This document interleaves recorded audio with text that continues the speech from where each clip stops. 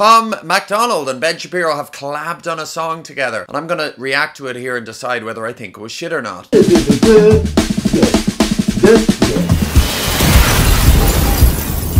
Now, for clarity, this isn't the first time I've listened to the song, obviously. Any reaction channel that leads you to believe that they're listening to the song for the very first time, that is acting that you're seeing there. Everybody prepares, okay? We're all professional now, okay?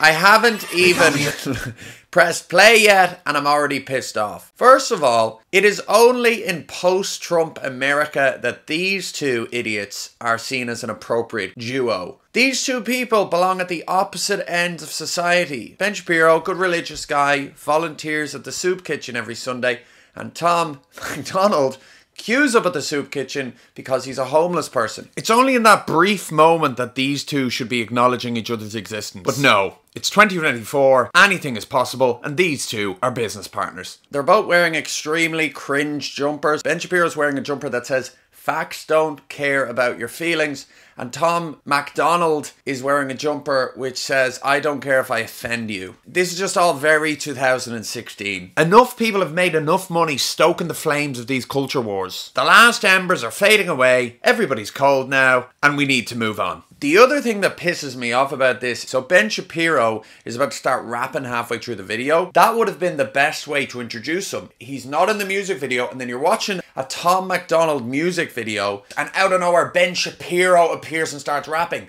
That would be epic. But in order to improve audience retention, they've included Ben Shapiro in the very first frame of the video. That'll get more views, but it takes away from the experience. It could have been a much more explosive moment if they left it till halfway through. They call me offensive, controversial. There's only two genders, boys and girls. They can't cancel my message because I'm the biggest independent rap. They call me offensive, controversial. There's only two genders, boys and girls. They can't cancel me. I mean, this is every sort of right-wing trope. It's a nightmare of cliche, is what it is. Basically, the counterculture between 1965 and about 2014 was politically left-wing. But then at a certain point, liberals started to become autocratically subversive. You know, it was like your parents were having a midlife crisis and sort of forcing you to go along with them. And somehow, and it kind of makes sense, but somehow, it didn't take long until becoming responsibly conservative became the most obvious way to be rebellious. When I was a teenager, everybody I looked up to was a drug addict, or in prison, or died of murder. And they railed against society by taking drugs and banging supermodels. What really began to happen in 2016 was kids started to idolize people who railed against society by sitting on university campuses holding provocative signs, destroying people with facts and logic, and outsmarting unscrupulous journalists. How the hell does this make sense? But it kind of makes perfect sense. This may be the actual moment that being right-wing becomes cringe again. Think that I'm racist, yeah, right.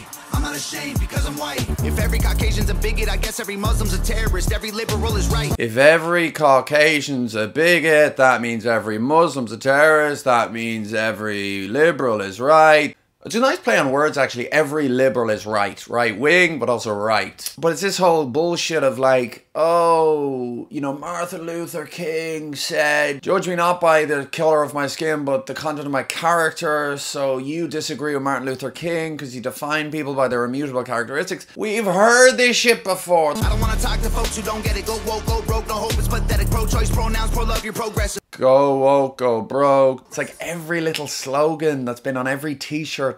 American flags set. Remember when people would hang those? They've been taken down, they all been replaced with BLM flags or a rainbow.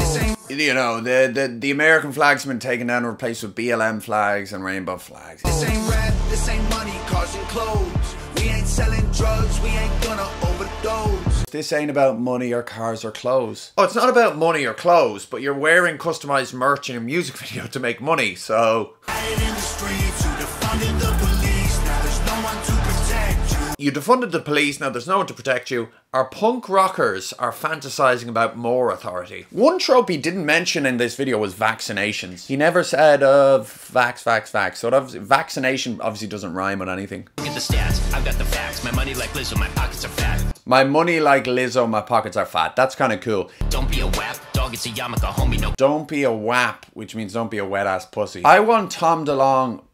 MacDonald to release one non-political song. I want him to release a love song because he's been kind of using this in-your-face, polarizing divisiveness as a crutch with which to attract streams and views and sell merch and so on. I want to see if he's capable without it. We won't turn your sons into thugs or your daughters into hoes. We won't turn your sons into daughters. Actually, he probably should have said that because that's kind of realistic these days. But we won't turn your sons into thugs or your daughters into hoes. Art doesn't turn good people into bad people. This is like that Marilyn Manson shit from 1999 in the Columbine Massacre where fucking Michael Moore asks him, do you think you bear any responsibility for those 2 kids shooting down the school and the type of music you were making, and they listened to it and whatever. This is like really religious 1940s Bible Belt conservatism here. You mad, you mad, you mad. Nobody is angry at this. NPCs love it because you've told them it pisses a lot of people off. It's pissing nobody off. People either love it because they think others hate it or they're bored. You know, nobody actually likes this as a piece of work. It's within this very specific context that it holds value for people. This is bitch lasagna music. You know, we need to go back to that like 2004, Malcolm in the Middle, Bam Margera, Blink-182, Green Day. It was like a really nicely balanced liberalism. You know, also, I don't really think it's appropriate for Ben Shapiro to be in comedy rap videos as kids are being murdered in Gaza. So yeah, the last chorus way too long, and I'm not going to listen to the end of this. This is so shit. I don't know who paid who for the collab. It's just cringe. It's so bad. I genuinely would prefer to see a song about how fantastic it is that kids take puberty blockers at the age of 4, because at least it'd be interesting. This is boring. We're not mad. We're not sad. We're bored. Anyway, guys, thank you so much for watching. Please make sure to like and subscribe. See you soon. Bye-bye.